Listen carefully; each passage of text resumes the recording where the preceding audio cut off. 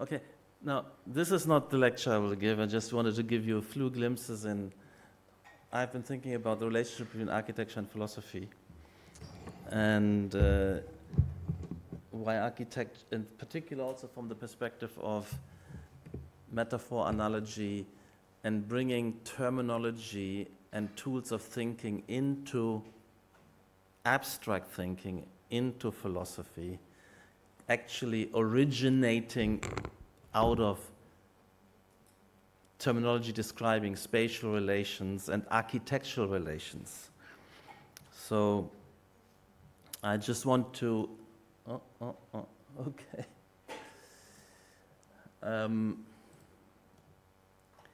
Mention this because the moment of deconstructivism was also this.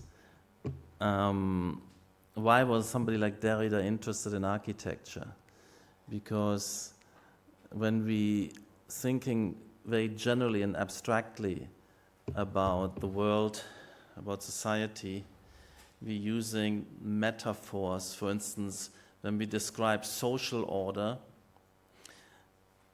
we are using metaphors of the spatial order, and it makes sense because society is ordered spatially, always already, through the order of the city, and these became the diagrams of thinking society, the diagrams of thinking also other domains of abstract knowledge. And I want to show that just in response before I show you what the next stage might be. Let me just think. Oh, again, sorry. No, I can't click anything. I don't know why this mouse is not acting. Here. Okay, cancel. Okay. So, wait 1 second. So the deep-seated power of architectural tropes embedded in most general operations of logic and language poses a limiting frame or barrier to innovation.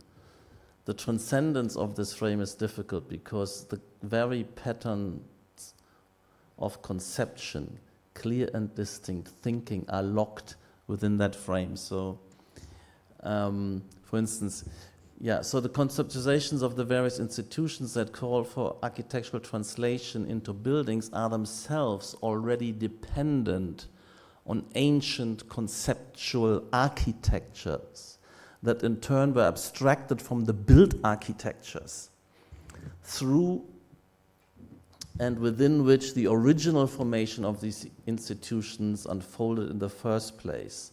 The family, the school, the hospital, the palace, the city. So basically so every brief, if you receive a brief, it will have a list of spaces and diagrams. This already is spatialized. So it's a well-structured list of contents with a series of chapters and chapter headings. There's the composition of the brief into paragraph and sub-paragraphs. These are architectural orders. A large container with sub-containers, singular headings, meaning doors into these, if you like, rooms. The schedule of accommodation is already a series of boxes within boxes and boxes next to boxes on the paper. You think this is just the content, but it already has a spatial order, a traditional architectural order in the very way we're thinking. And that is, so we have here relations of exclusion, inclusion, subsumption. One thing nests into another. One paragraph is a sub-paragraph of an overall chapter, etc. These logics are very simplistic and powerful architectures. They come out of the built environment.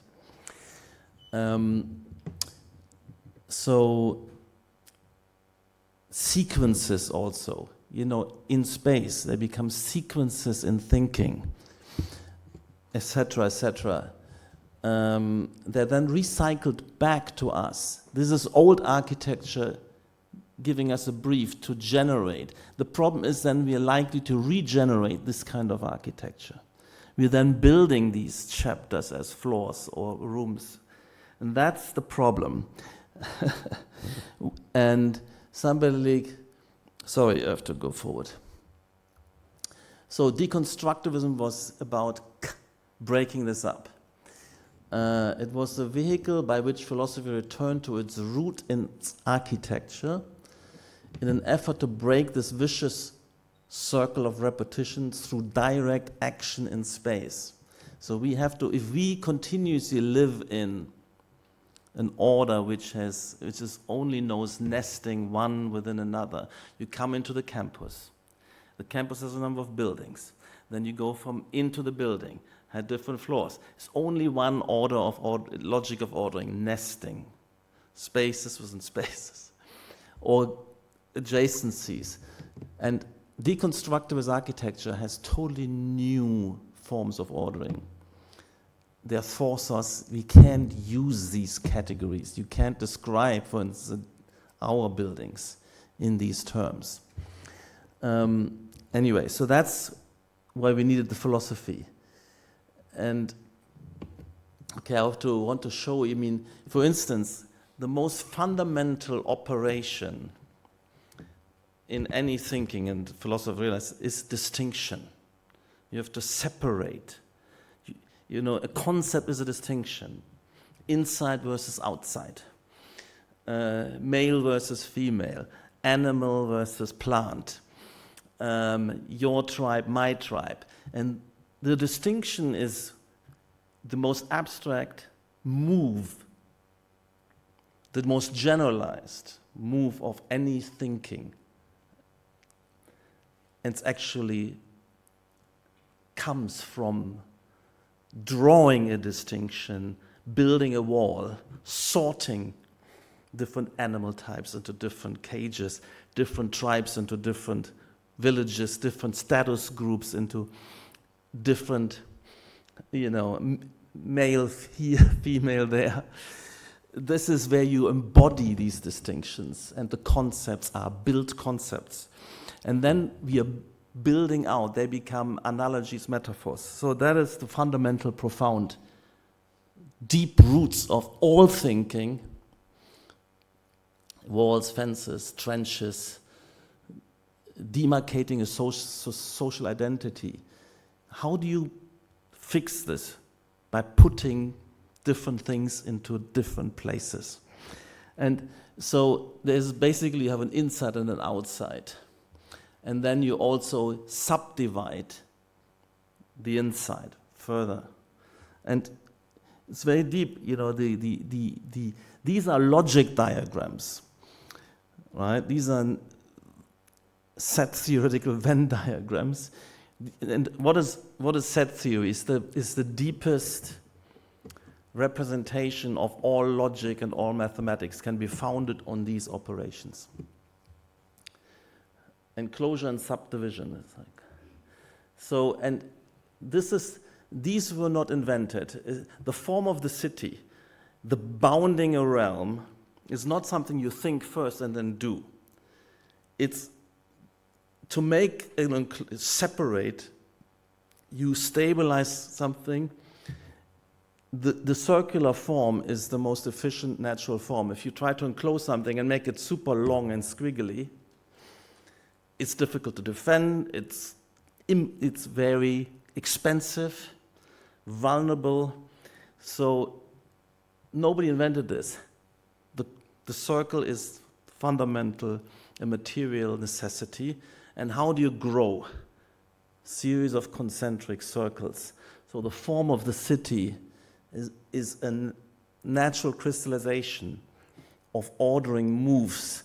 But then this diagram of concentric circles, in the Renaissance, for the first time when you draw a city, you draw that, but much rigorized. And then this diagram becomes the sinking matrix of many other things, as I will demonstrate to you.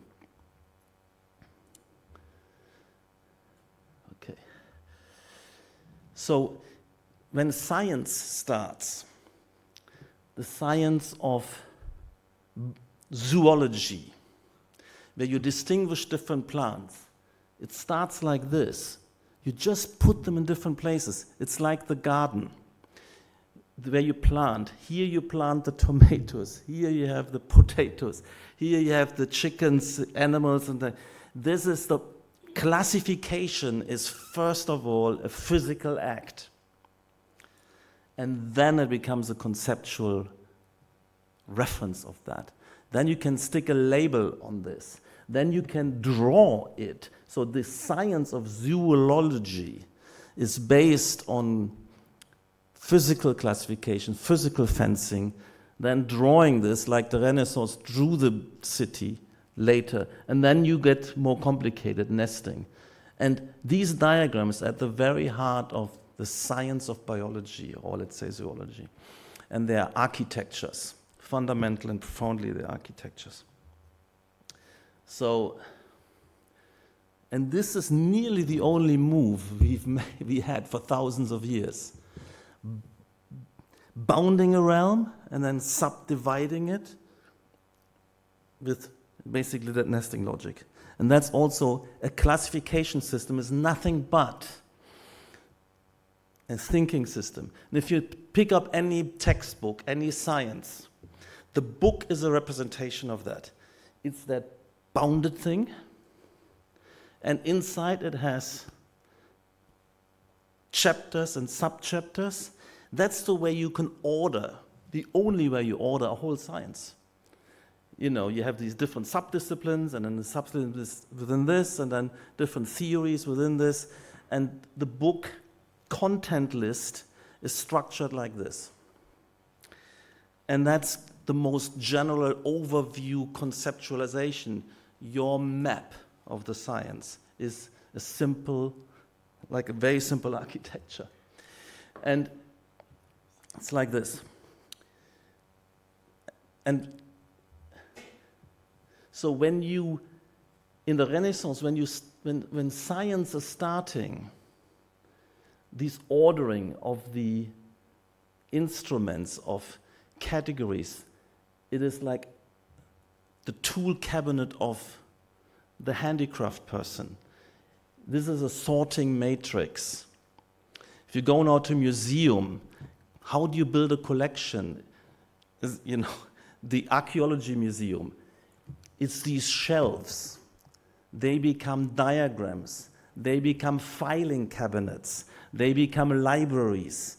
That's the way we think. We're thinking architecture. There's no other way of thinking. Language itself is operating like this. An order is a place for everything and everything in its place. And look at this. Top right. So in the Renaissance, when you have the first proper science and books about certain domains, for instance here, in ethics, the system of virtues and vices. How do you think about it? You take the city plan, because nothing else.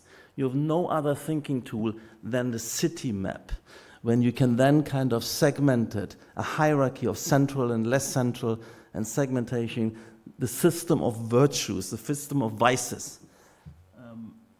Can't see.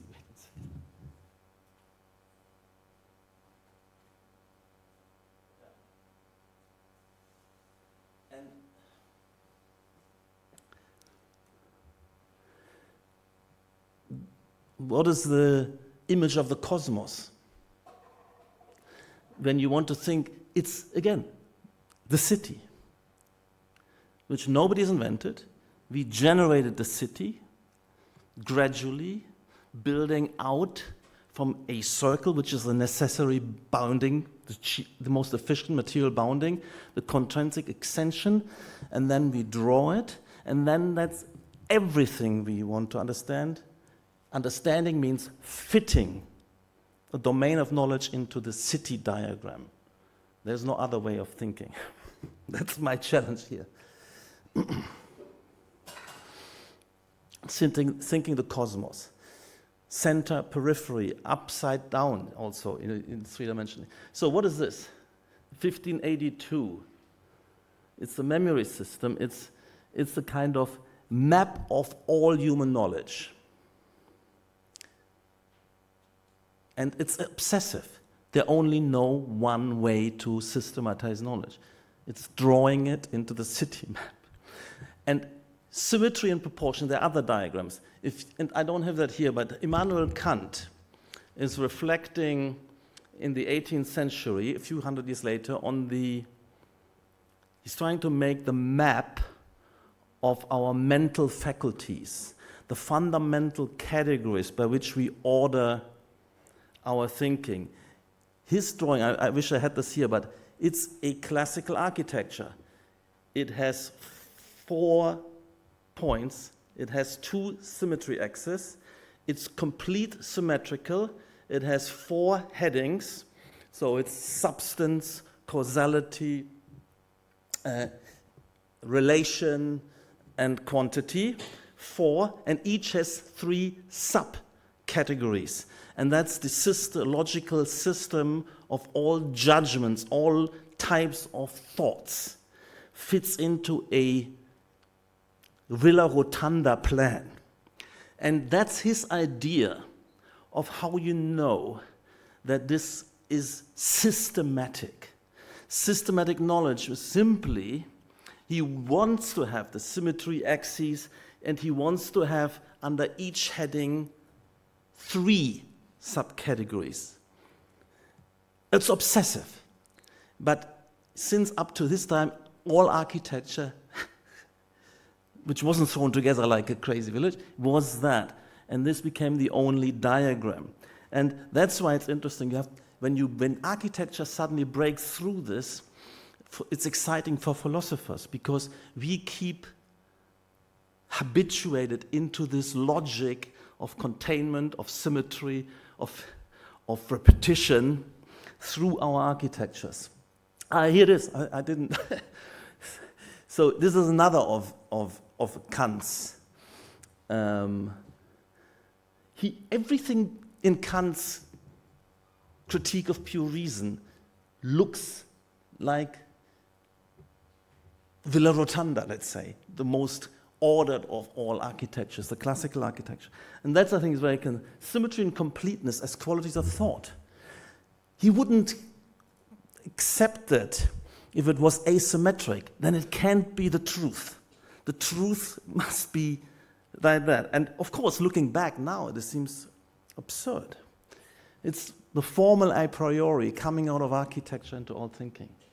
Anyway, but also, so we have this category of nesting, classification. The other thing we have is network. Even to this day, if you look at any science diagram, it's boxes within boxes and maybe lines connecting boxes. These kind of relation diagram, flow diagrams. Where do they come from? Pathways. So we have boundaries, and then we have pathways, and we can draw them and rationalize them and architecturalize them, and then we get nodes and connections. The whole science, network theory, graph theory, any diagram in science fits into this category or it fits into the nesting category. Can you see the obsession? How much we're dependent on physical, spatial logics, which we then emerge. Nobody's designed that. Then we draw and design. This is a city plan, cutting these pathways, and then making a drawing, and then using that drawing as a thinking tool. That's abstract thinking, is totally dependent on architecture. But this architecture wasn't invented. It just emerges, and then we kind of bring it into architecture finally. Look at this. And what are these? They're just networks of pathways. We have nothing else up to recently. So now, that's why I was so excited about. On the right-hand side, these are the two topics. Boundaries within boundaries, networks, usually kind of branching networks. That's Chris Alexander. The breakthrough is this. Nobody has used, very rarely and hardly ever you see these kind of diagrams, but it's extremely important. Some elements might be in more than one subset. Subsets could overlap. Overlap is a mental operation. And networks could be less ordered than grids or branching. They could be more complex, and there could be multiple paths. So that was a breakthrough. These should be very common in science. But since all buildings are like, cities are like this, we didn't have that. And the revelation here is we have to go there with architecture. Social organization is more complex. We have overlap. You can be part of many circles, many competencies, many teams and disciplines. Overlap is a social reality. Let's build this and let's think it and let's diagram it. And so but still, again, space syntax is only based on this. Social network theory, this is sociology when it wants to clarify, summarize. What does it use? Path network. So they have nothing else to go by. Anyway, and I want to bring in, and the whole of mathematics can be founded on set theory. All mathematics we brought back to set theory. What is set theory? It's this. It's architectures. But they're, of course, doing overlap in, Boolean algebra, if you like. Anyway, there's interesting things that systems of language, they all build their own architectures. And there's French. There's that mouse, okay. French, German, Danish, Italian. This means tree, wood, forest. There's no you can't translate these because they have dissected the world differently. So each language makes cuts. The world is infinitely complex. When you put a language, you're putting a distinction. You draw a cut here. But each language draws these cuts somewhere else. If they were drawing the same cut, then you can just swap out the label. Tree is Baum, is Trä. But they haven't cut it the same way. So that means literally you cannot translate. That's why it's interesting. How do the Chinese translate? They don't have the same concepts. They have set these distinctions which emerge out of practice, out of routine, differently. That means absolute intranslatability, no matter what you try, because the geometry of the language system of distinction is different. You could classify the animal kingdom in various ways. Amphibian versus reptile versus this. So if you do that in different ways, and languages have done that, you cannot translate. Anyway, so I just wanted to show that there's, the kind of architecture of modernism was already breaking the classical mold. That you allow yourself to organize. If you would look at any social organization of the 19th century, obsessively symmetry. It's crazy. But asymmetric they couldn't tolerate. That means the system isn't systematic. There's something wrong. It's out of balance. It's out of whack. In the modernity, we managed to have a social organization which is asymmetric, but it's still nested tree. And we have we tolerate these kind of architecture, we tolerate these kind of institutions. But by the way, in the 70s and 80s, we wanted something else. They never have overlap.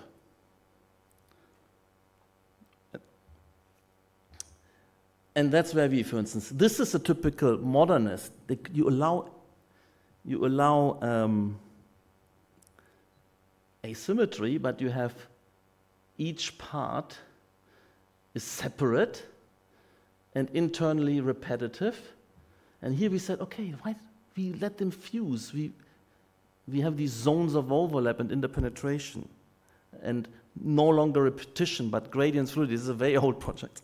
Anyway, so this is, then you jump to something like this. Suddenly, instead of set series, circles within circles, or even just overlapping circles, you have now degrees of belonging, separation, fusion. How much do these two are in one group? How much are they separate? And so basically, set theory becomes fuzzy logics. The boundaries are open, they're blurred. They are both, you have here in these diagrams, you have both overlap and fuzziness. You can be in many sets at the same time with different degrees depending on your centrality position. So there's a much more intricate and sophisticated representation of some logic, some order. And you should order complex social environments like this with more repertoire.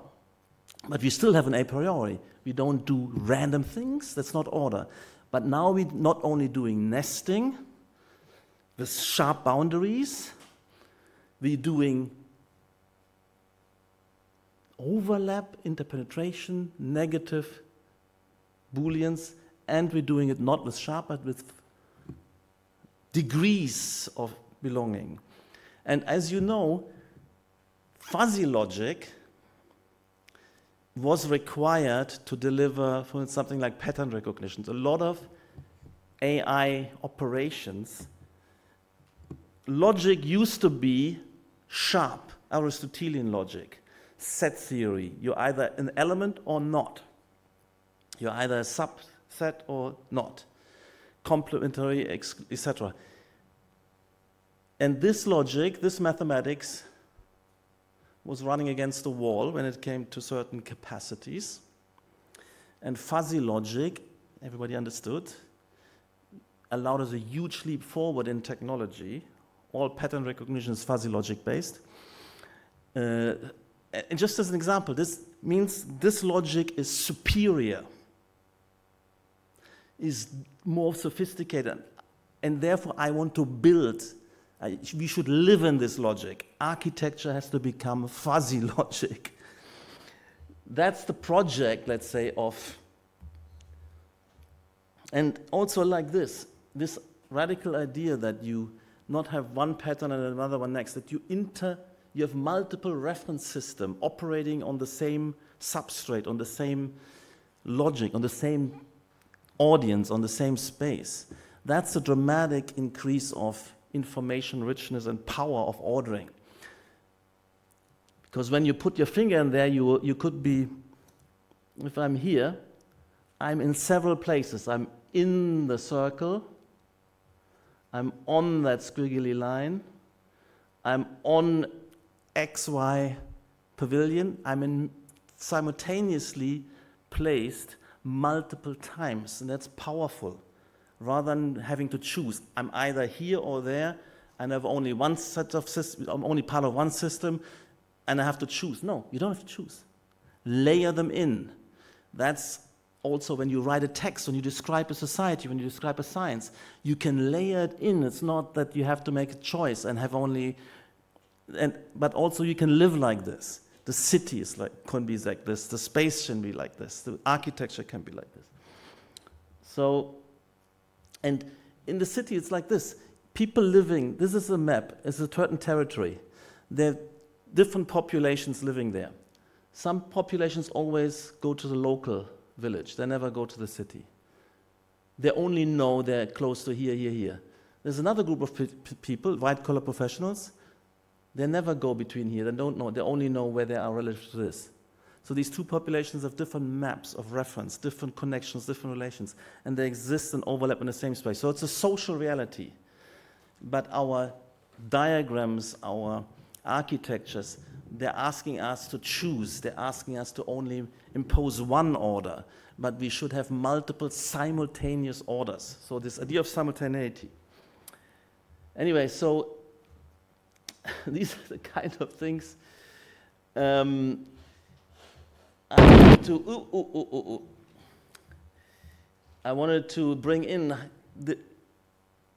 I had another lecture prepared, but because of the challenge of architecture and philosophy, architecture and the fundamental principle of thinking and of logic, and that we can expand logic from a simple Aristotelian logic to a kind of probabilistic and fuzzy logic and a multi-reference logic, a complex network logic, etc., rather than just grids, and that this is why.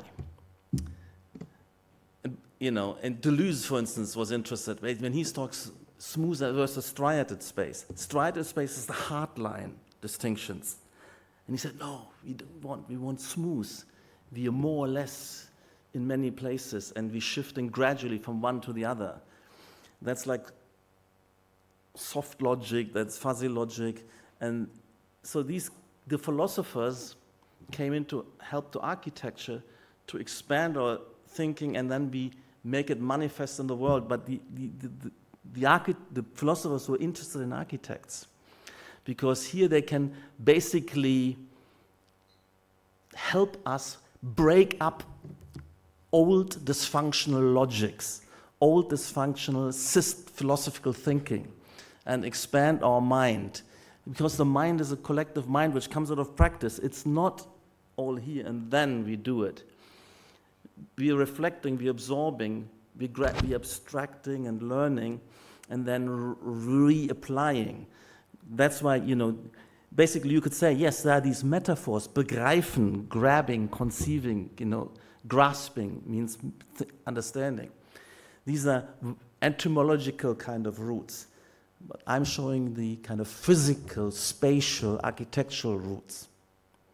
Because the language evolves in the built environment we construct, which is always a constructed environment, never a wilderness.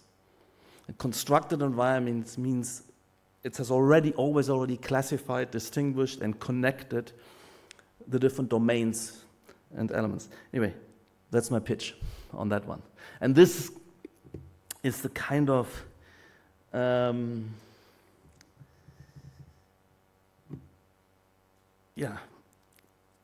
the opposite of this order is not chaos, but sophisticated, multi-layered, fine-tuned simultaneity of many orders. That's the pitch. Thank you.